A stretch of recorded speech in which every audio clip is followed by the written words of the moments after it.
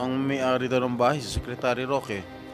Secretary Roque, sa inyo ba yung bahay na yun?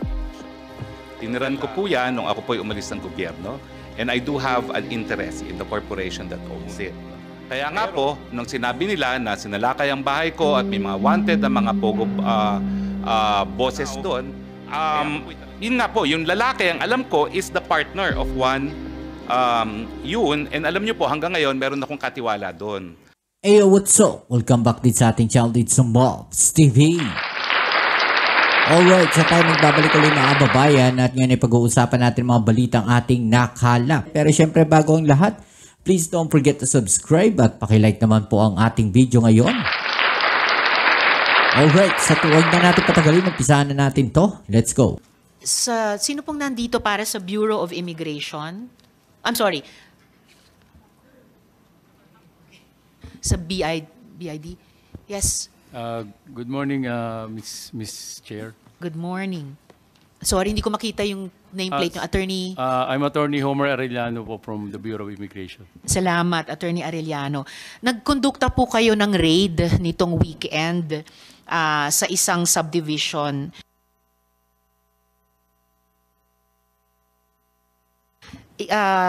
Nag-raid po kayo ngayong weekend sa isang subdivision sa Tuba, Benguet. Pwede po bang may ulat tungkol sa raid na iyan sa komiteng ito? Halimbawa, bakit po kayo nag-raid? Sino ang nadatnan nyo? At sinong may-ari ng bahay na yon? Ma'am, para po sa mas better discussion sa description, yung pong chief namin ng Intel Division ang mag-discuss po. Alright, please. Chief Intel, kumari pong lumapit kayo rito. Nakapag-sumpa po ba kayo kanina? Alright, thank you, sir. Please take your seat.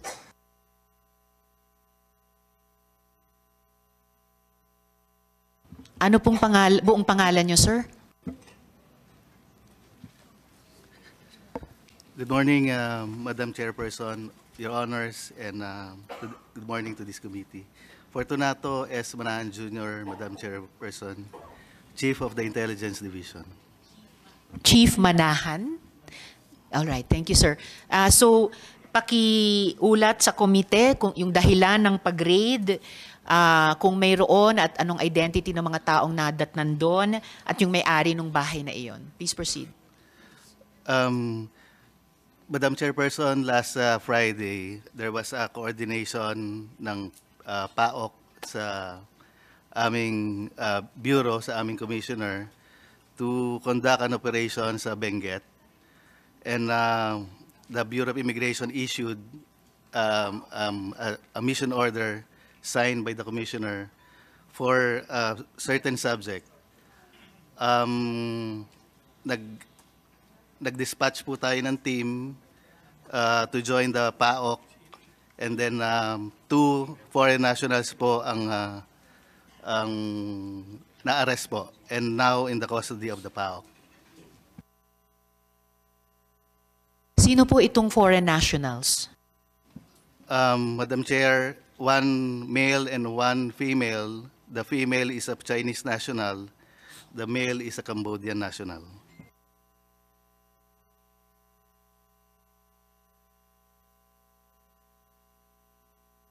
Okay. At ano yung specific na dahilan na nag-raid kayo doon? At ano yung kinalaman nitong dalawang nadatnan ninyo, kinustody ninyo, anong kinalaman nila doon sa dahilan ng pagpaparaid? Madam Chair, the information received through the coordination of PAOK, yung target subjects daw ho is involved sa Bamban raid a few months ago. So hindi lamang po involved sa Pogo in general, pero particular sa Pogo sa Bamban. Ibig pong sabihin mula Bamban, maaring tumakas sila basta excuse me, lumipat sila sa Benguet. Wala naman hong information na gano'n, pero yung subject po is cited daw po sa Mountain Province, which is Benguet. Okay, so yung subject persons na, kumbaga, persons of interest kaugnay ng Bamban Pogo na site sa Benguet, kaya pinaraid po sa BI. Together with the PAOK, Madam Chair. Yes, so BI and PAOK.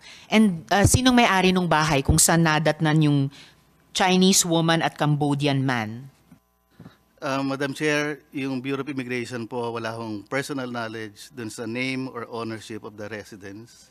We're just after the foreign nationals stated dun sa mission order issued. So sa mission order, paano dinescribe nung PAOK yung bahay na pinaparade sa inyo kasama nila? Wala hong information na naibigay sa amin. Only the name of the foreign national stated sa mission order, Madam Chair. Alright. May tanong si SP Is Pro there a Tem. representative from PAOK here present? Comsec, nandito ba ang PAOK?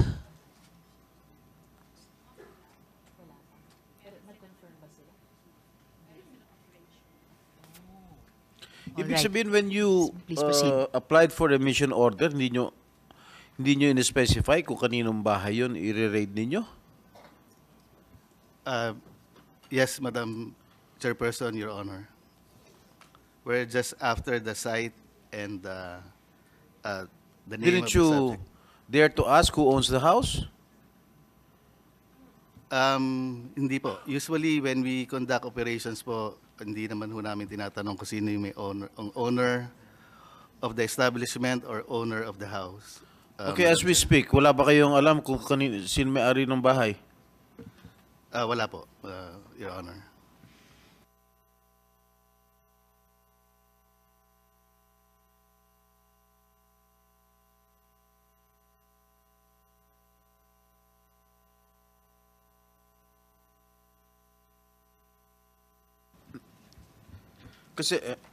Kasi lumalabas kasi may nag-interview ang may-ari daw ng bahay, si Secretary Roque. Secretary Roque, sa inyo ba yung bahay na yun? Well, Attorney una Roque. po, magandang umaga po kay Senate President Pro Tempore, kay Madam Chairperson, Senator Antiveros, and kay Senator Gatchalian at sa lahat ng mga bisita rito. Now, ang bahay po na tinutukoy nyo sa Tuba Benguet ay rehistrado sa isang korporasyon. Tiniran ko po yan nung ako po'y umalis ng gobyerno, and I do have an interest in the corporation that owns it. No? Pero wala po sa akin ang possession ng bahay na yan. Dahil as of January of 2024, yan po'y pinaupahan ng korporasyon at ang umuupa po ay isang Wan Yun na isang Chinese national na siya po ay pumirma sa contract of lease ay require siya na magpakita ng alien certificate of registration at lumalabas po na siya ay holder ng isang 9G working visa, meaning she has a right to be in the Philippines.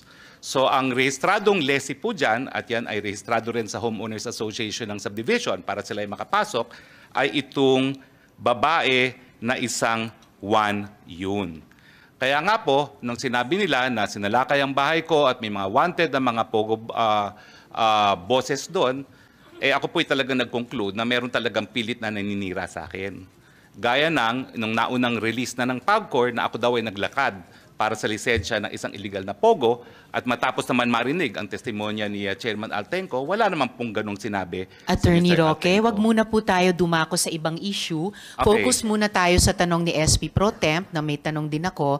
Mamaya, dadako po tayo sa ibang mga issue pati yung nabanggit nyo. So let's please focus. Okay, so meron po akong interest sa korporasyon na may-ari ng bahay na yan. In fact, in the near future, I am concluding a transaction na kukunin ko yung buong korporasyon na may-ari ng bahay na yan. Now, pero ang ina-emphasize ko po, regardless of the ownership, there is a contract of lease which is duly notarized and which I will submit before this honorable body, which means na ang possession po dyan is in the hands of Ms. Wan Yu, who is a legal resident of the Philippines with an alien certificate of registration and in possession of a 9G working visa. Ang gusto ko nga po malaman, kung nakita nila doon sa bahay na yon, yung tao na hinahanap nila na allegedly may tie sa Banban. Dahil kung di naman po ako nagkakamali, again, as part of due diligence, yung isang lalaking nahuli dyan, is the partner of of the lessee, no? Hindi ko naman po tinatanggi na may interest talaga ako dyan sa korporasyon na yan, albeit not 100% as of yet, pero magiging 100% na po yan. Now, yun nga po, yung lalaki, ang alam ko, is the partner of one yun, and alam nyo po, hanggang ngayon, meron akong katiwala doon. Kasi nga po, nais ko masigurado na yung lessee will only use the premises for residential purposes, no? Dahil nung ako po ay nasa gobyerno pa, may mga nagrereklamo sa mga villages gaya ng multinational village na ginagawang pogo at 70 people at a time ang nasa residential homes. So nagtalaga pa ako ng caretaker para masigurado na wala pong ganyan at ang caretaker's report naman ay talagang hanggang 3 tao lang ang nakatira ron. Ang question po is, yun nga po, kung yung lalaking nahuli ay siyang merong tie sa banban at dahil ang alam ko po, nag-due diligence din naman kami kung sino yung lalaking yon, partner yon nung aking lessee, but gentleman of leisure po yun eh. Ang sinasabi nung aking katiwala, hindi naman umaalis ng bahay, golf lang ng golf kasi may golf course po dyan at nang tinanong namin minsan ano ba ang trabaho niya, sabi niya he is a digital nomad, no? Cryptocurrency. No? So nais ko po makita talaga kung ano yung ebidensya na yung lalaking yon ay involved sa banban. Dahil kung hindi naman po, talagang meron pong concerted effort na iling ako dito sa mga pogo, no? Na akin namang itinatanggi po. Maraming salamat po.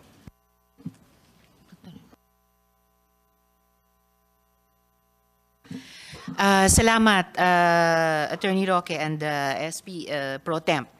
But follow up lang, Attorney Roque, sabi niyo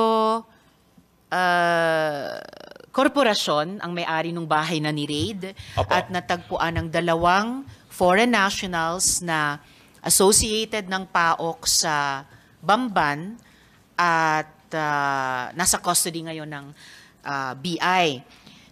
Sabi nyo sa ano yan, sa korporasyon. But you also, nung nagsalita kayo kanina, you also referred to it as bahay ko. Well, I do not deny po na I have an interest in the corporation. Hindi ko po dinideny yun. In fact, Aling korporasyon po iyan?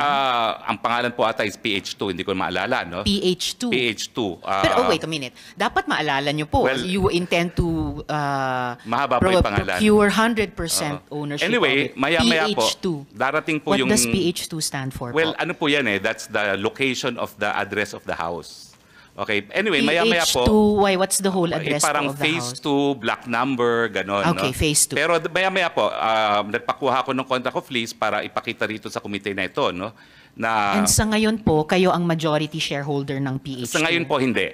Hindi. Pero Anong kami percentage po, ang, ng ownership nyo? Ay, nako, nominal lang po ako ngayon. No? 10%, 20%? Well, ngayon po lumalabas, ano lang ako, nag-subscribe lang po ako when it was incorporated, no? At sino po yung majority shareholder sa Ang majority is another corporation PH2? po. Another What is that corporation. other corporation? It's Biancham Holdings po.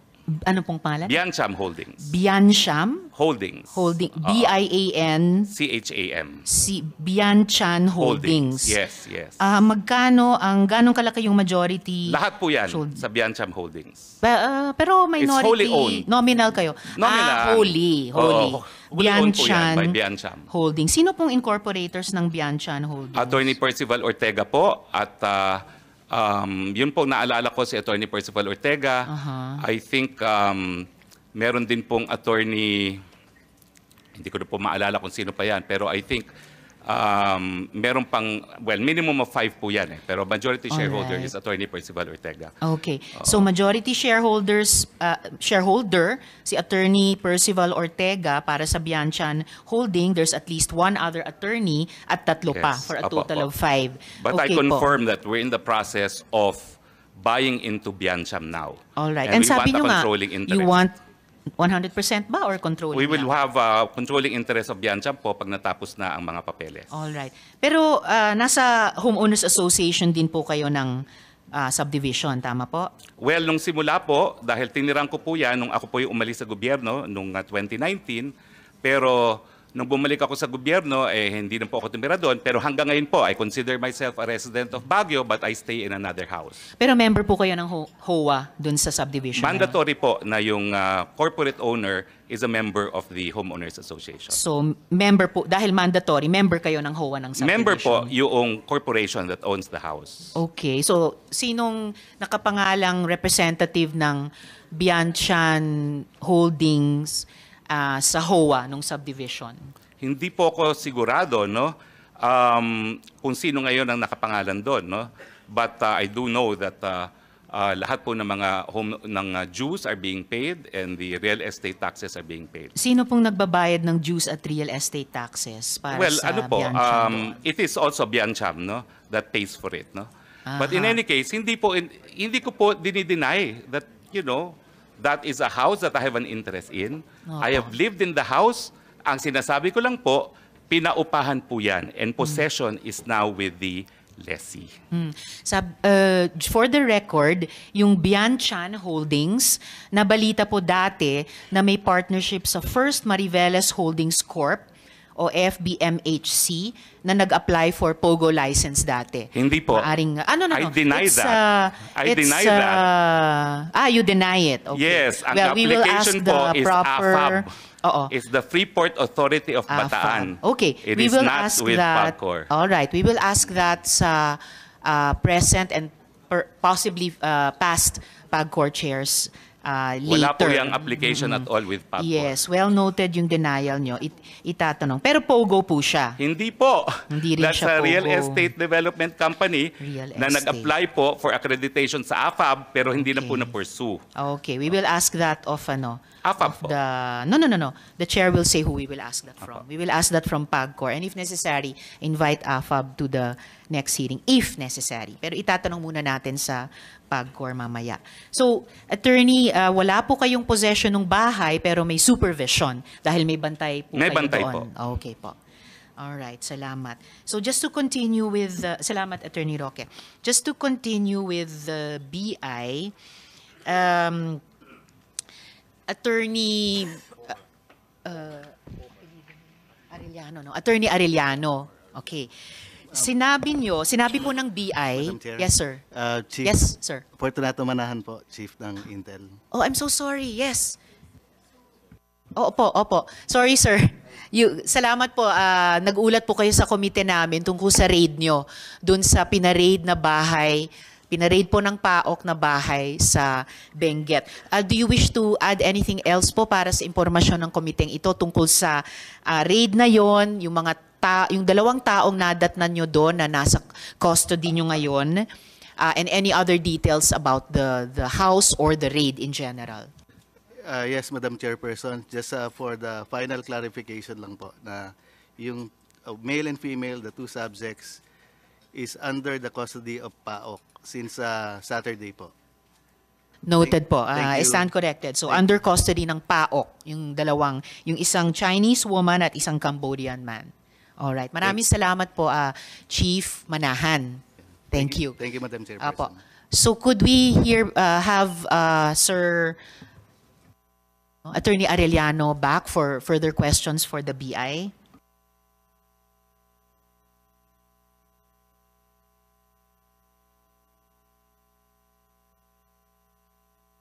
Yes, SP Pro Temp. Thank you, Madam Chair. Ano pangalan mo? Attorney Arellano? Opo. So as we speak, nakalis na ba si Alice Goo? Based po sa records namin kaninang umaga, nandito pa po si Nandito pa. Alice Go at saka yung Go Wapping. May I ask the OSAA kung ano ng status ng warrant of arrest nitong si Mayor Go? Ba't hindi mahanap-hanap? If they have coordinated with the police agencies concerned? Sino mga nasa OSAA rito? Si General Acan, gusto niyo matawag ko.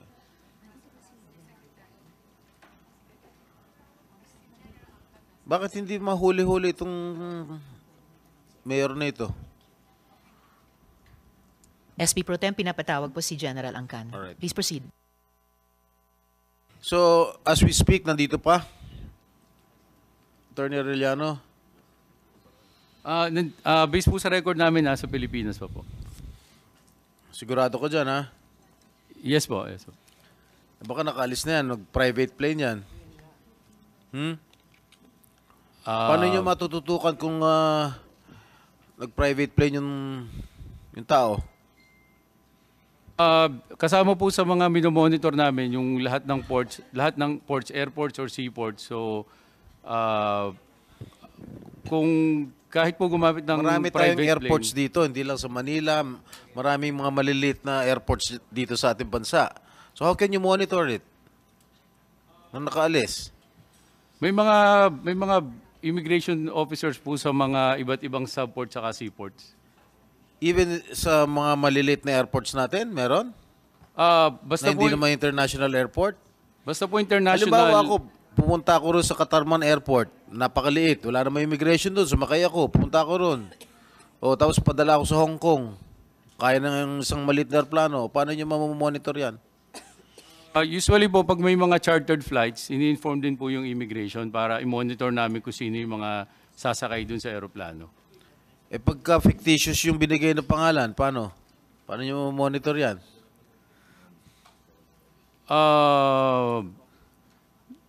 Na-check naman po namin. SP Pro Temp, nandito na po. I-acknowledge ko lang muna presensya ni Sen. Robin.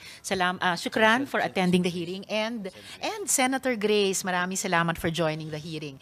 And SP Pro Temp, andito na rin po si General Angcan, yung ating tatanungin Office ko lang Sergeant at kung ano Arms. yung status ng warrant of arrest ni Mayor Go.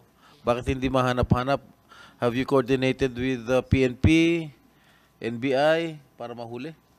General Angcan, sa kabila ng marami nyo ng suporta sa komite, sa tulong din ng NBI sa pagsuserve ng mga subpoena at saka warrant. So, paki-address po yung concern ni SP Pro Temp. Madam Chair, Your Honors, before we conducted the issuance of serving the order of arrest, we coordinated with the Philippine National Police, as well as after which I connected with NBI with regard to the arrest of the 8 personalities. So what happened? I mean, ba't hindi nyo pa mahanap?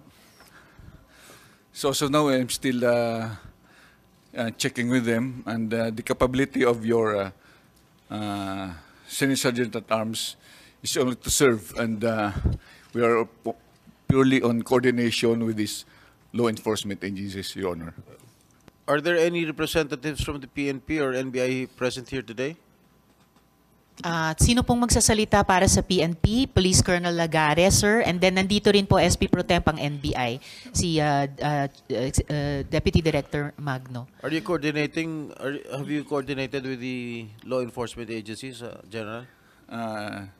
Madam Chair, Your Honor, I talked with the Chief of the Philippine National Police, and as well as to the Director NBI, Judge Santiago, Your Honor.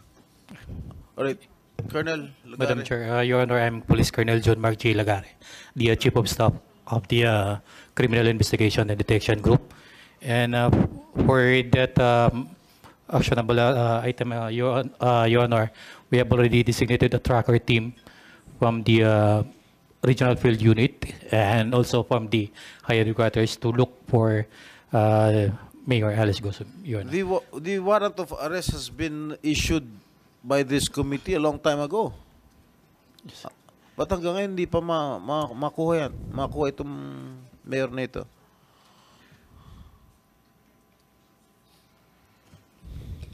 Wala ba kayong lead? Actually, I will first inquire for the tracker team from the DSOYO detectives. The detective support operation unit, Your Honor, and I will give feedback. Sino? Mike niyo, sir. Sige, while waiting, who's the representative from the NBI? At SP Pro Temp, Colonel Lagare, kung maaari, bigay niyo yung sagot sa tanong ni SP Pro Temp within this hearing po. So could we hear from the NBI, Deputy Director Magno? Mr. Chair, SP Prompt, good morning, sirs. The warrant of arrest has already been cascaded to our regions and districts. As of now, our teams and most of the agents are doing their best to locate and serve the warrant of arrest of this honorable committee, Mr. Chair. Madam Chair. Okay, the chairperson, Madam Chairperson, has made statements that Mayor Go has been very active on Facebook. Hindi nyo ba matrace yan? Yung IP address niyan? Efforts are being done by our cybercrime group, Madam Chair. Why is it taking so long? When did the committee issue this warrant of arrest against her? Kailan ba initiate? July 11. Oh, 2 weeks na, hindi pa mahanap. I will immediately check the status right now of our Wala ba kayong cybercrime. lead? Nasaan Mr. siya? Chair, we were informed that by our assets as of prior to the issuance of the warrant of arrest, there are some sightings in Bulacan. However, Sightings lang. sightings lang po. Kamukha lang niya. However, when the team went to the possible locations of the sightings, ay as of now, malalaman po natin na wala naman pong nahuli o nakita pa po, Mr. Chair. Madam Kailan Chair. niyo mapapangako sa committee ito kung kailan niyo mahuli yan? We will try our best, Madam Chair, to issue to serve the warrant of arrest soonest, and we will submit a report to this effect. If you cannot arrest her within a month, baka maapekto ng budget ninyo. Noted po, Madam Chair. Yes, sir. We will do our best. Ganon din sa pulis yan. Pag hindi nyo mahanap within a month yan. Dahil we cannot just keep on waiting here. Mahina yung mga intelligence ninyo pag ganon. Ang dami-daming mga nasa-serve ng warrant of arrest yan. Mabilis mahuli. Bakit ito? Kilala pa, hindi nyo mahuli.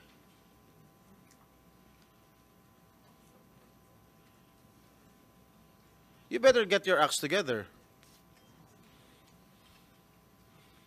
Kailangan may proper coordination kayo with all our law enforcement agencies. Yun sa amin, on the part of the Senate, yung sa namin, we can just do so much. Hindi naman sila kasing powerful ninyo na lahat na resources nasa inyo. Okay? Salamat, SP Pro Temp and Deputy Director Domingo and Police Colonel Lagare. Maraming salamat po, General Angkan. Yes, and Grace. Ang katanungan ko po ay para sa PAGCOR. Kasi nung nagbigay ng direktiba ang ating Pangulo na dapat wala ng legal o illegal na POGO, naglabas din ng statement na maraming apektado dito.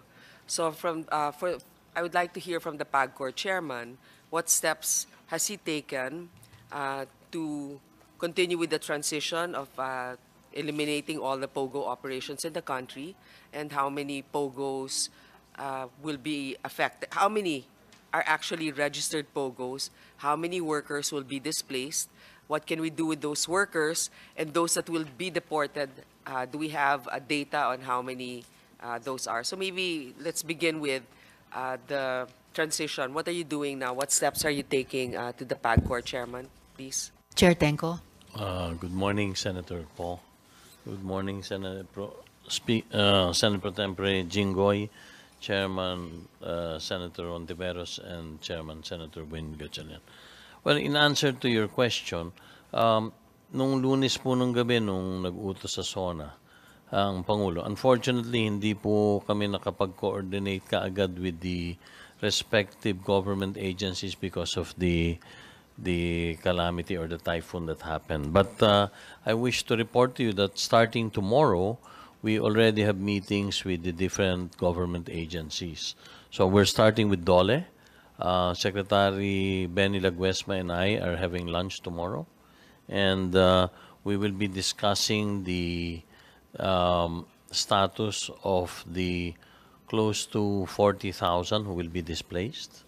And on Thursday, I just got word prior to the hearing that Secretary Boying Remulla is calling for a meeting together with PAGCOR, the PAOK, TF, the Bureau of Immigration, and the Department of Justice, so we could also start formulating guidelines as to how we will deal with the winding up of the operations of all.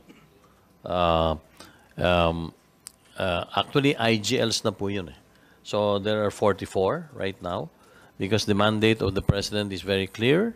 PAGCOR is being mandated to wind down the operations. So in reference to even those that are those who have the licenses we had reissued, no?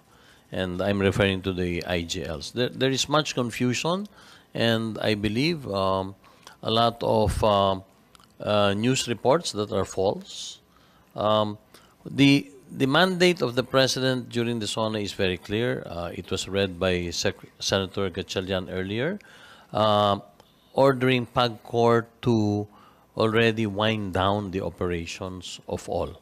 And PAGCOR cannot wind down the operations of all the illegals because they're not under our jurisdiction, primarily because they do not have licenses anymore. Yun naman pong IGL, na ipaliwanag ko na po ng ilang pagkakataon yan sa, hindi lang po dito sa Senado, kundi sa Kongreso din. We reissued the licenses to 44 that are left out of the 298 issued in the last administration. So, yung 44 po, yun na lang yung natirang nabigyan ng internet gaming licenses. But that is covered by the order of the President because maliwanag po wind down all the So, nag-uumpisa na po yung proseso, and with regard to your question as to how many, there are 44 as of this very moment. We have not issued any licenses in the last few months, any new ones. So, yung pong tinatanong nyo kung ilan, 44 po, at ang kasama po dito ay sila lang po yung may lihito mong lisensya sa pangkasalukuyan. As I understand, syempre hindi naman ninyo kasama yung mga illegal dahil hindi man nakarehistro sa inyo yon. Pero I'm glad to hear that you are actually very supportive now of this directive by the President. I would just like to make sure that baka naman kasi mag-rebrand ang POGO baka biglang magkaroon ng special class of BPOs such as that. So anything that will have to go through PAGCOR, I would just like to make sure bawal na yung mga licenses for that. Kung ano pa man ang pangalan nila. Number two, ang daming mga infrastructure ng POGOs. Illegal infrastructures, because we found those that are not really registered. Maybe the government can decide what we can do with that. Baka mamaya housing na yan para sa ating mga kababayan. I mean, after we pay the proper fees for that, to be able to take over those places legally, I think it can be converted to help our countrymen. But definitely, I am in support of a possible bill in the Senate that we should file to ban any sort of POGOs or anything that has related to gambling online. So that would be my only question for PAGCOR, and maybe later on again for other agencies. Thank you, Madam Chair.